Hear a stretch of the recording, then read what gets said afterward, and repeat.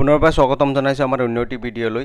আপোনালোকে যদি ভাৰত গেছৰ এলপিজি কানেকশ্যন আদিটো ওলাব পৰা নাই, আপোনালোকৰ হাতত যদি আপোনালোকৰ নিজৰ বুকখন আছে আৰু কুঞ্জমান নাম্বাৰখন আছে, তথাপি আপোনালোকে এলপিজি কানেকশ্যন আদিটো ওলাব পৰা নাই, আপোনালোকে এলপিজি আইডি কানেকশ্যন ওলাওতে আপোনালোকে দেখা পাইছে নো ডাটা ফাউণ্ড এনেকৈ যদি আহি আছে, তেতিয়াহ'লে আপোনালোকে এলপিজি আইডি কানেকশ্যনটো কেনেকৈ ওলাব এইটো ভিডিঅ'ৰ জৰিয়তে মই আপোনালোকক ষ্টেপ বাই ষ্টেপ দেখুৱাই দিম। আৰু যদি আপোনালোকে আমাৰ চেনেল নতুনকৈ ভিজিট কৰিছে, তেতিয়াহ'লে আমাৰ চেনেলখন ছাবস্ক্ৰাইব কৰিবলৈ নাপাহৰিব আৰু কাষত থকা বেল আইকনখন প্ৰেছ কৰি দিব। আৰু যদি ফেচবুক পেজৰ পৰা চাই আছে, তেতিয়াহ'লে আমাৰ পেজখন ফলো কৰিবলৈ নাপাহৰিব।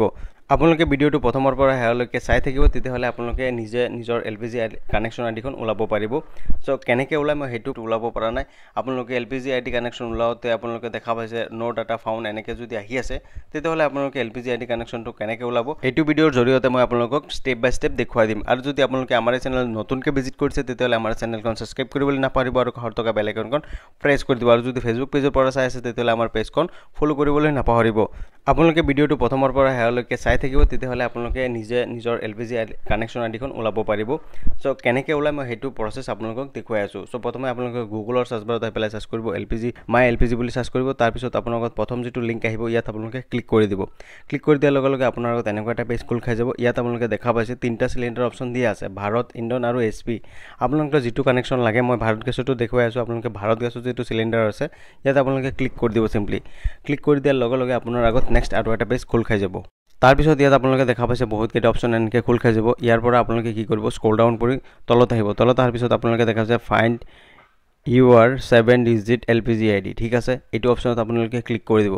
ক্লিক কৰি দিয়াৰ লগে লগে আপোনাৰ আগত এনেকৈ দুটা অপশ্যন আহিব, এটা নৰ্মেল চাৰ্চ আৰু এটা কুইক চাৰ্চ। ঠিক আছে, কুইক চাৰ্জত আপোনাৰ ডিষ্ট্ৰিবিউটাৰ নাম আৰু আপোনাৰ কুঞ্জমান নাম্বাৰ লিখিলে আপোনাৰ এলপিজি কানেকশ্যন আইডিটো ওলাই যায়।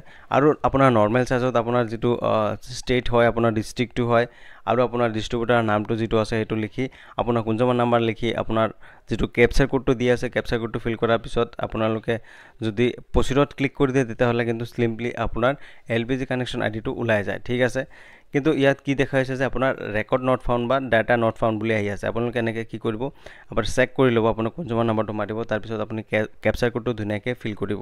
কেপচাৰ কোডটো ফিল কৰাৰ পিছত আপুনি তলত দেখা পাইছে প্ৰচিডৰ এটা অপশ্যন শ্ব' হৈ আছে, ইয়াত আপোনালোকে ক্লিক কৰি দিব। ক্লিক কৰাৰ লগে লগে আপোনাৰ দেখুৱাইছে যে নো ডাটা ফাউণ্ড। ঠিক আছে, ইয়াত আপোনালোকে দেখা পাইছে নিশ্চয় নো ডাটা ফাউণ্ড বুলি এনেকৈ আহিছে। যদি আপোনালোকৰ এনেকৈ এটা ইৰ'ৰ আহি আছে, নো ডাটা ফাউণ্ড বুলি আহিছে, তেতিয়াহ'লে আপোনালোকে কেনেকৈ এলপিজি কানেকশ্যন আইডিখন ওলাব। ঠিক আছে, মই এইটো ভিডিঅ'ত গোটেইখিনি প্ৰচেছ আপোনালোকক দেখুৱাই দিম। আপোনালোকে ভিডিঅ'টো প্ৰথমৰ পৰা শেষলৈকে চাই থাকিব। তাৰপিছত আপুনি ওপৰত আহিব, ওপৰত দেখা পাইছে আপডেট কণ্টেক্ট ডিটেইলছ। ঠিক আছে, ইয়াত আপুনি ক্লিক কৰি দিব। ক্লিক কৰি দিয়াৰ লগে লগে আপডেট কণ্টেক্ট নাম্বাৰত আপোনাৰ কি হ'ল, ইয়াত 3টা অপশ্যন আছে। আপোনাৰ register mobile number, LPG ID আৰু আপোনাৰ যিটো নৰ্মেল চাৰ্জত আছিলে সেইটো অপশ্যন। এই 3টা অপশ্যনৰ পৰা আপুনি যিকোনো এটা অপশ্যন ফিল আপ কৰিব লাগিব, আৰু কেপচাৰ কোড ফিল আপ কৰিলে আপোনাৰ এলপিজি আইডি নাম্বাৰটো ওলাব। ঠিক আছে, বা আপোনাৰ ডিটেইলছখিনি ওলাই যাব যে আপোনাৰ কোনটো ডিষ্ট্ৰিবিউটাৰত আপুনি আছে। চ' সেইটো চেক কৰিবৰ কাৰণে আপুনি কি কৰিব লাগিব, আপোনাৰ যিটো বুক আছে, সেইটো বুকৰ আপোনাৰ কুঞ্জমান নাম্বাৰ যিটো আছে, কুঞ্জমান নাম্বাৰটো আপোনালোকে লিখিব লাগিব। আৰু আপোনালোকে কেনেকৈ ইয়াত লিখিব আৰু আপোনাৰ ডিটেইলছটো কেনেকৈ ওলাব মই আপোনালোকক দেখুৱাই আছোঁ। ইয়াত আপোনাৰ যিটো ছেকেণ্ড যিটো অপশ্যন দেখা পাইছে এলপিজি আইডি, ইয়াত আপোনালোকে কি কৰিব, 4টা 0 মাৰিব। তাৰপিছত আপোনাৰ যিটো কুঞ্জমান নাম্বাৰ আছে, সেই কুঞ্জমান নাম্বাৰ যিটো 8টা সংখ্যা আছে, সেই 8টা সংখ্যা ইয়াত আপোনালোকে লিখিব লাগিব। ইয়াত আপুনি 8টা 0 মাৰি দিব। আপোনাৰ যিটো কুঞ্জমান নাম্বাৰৰ 8টা সংখ্যা আছে, সেই 8টা সংখ্যা আপুনি ইয়াত ধুনীয়াকৈ লিখি দিব।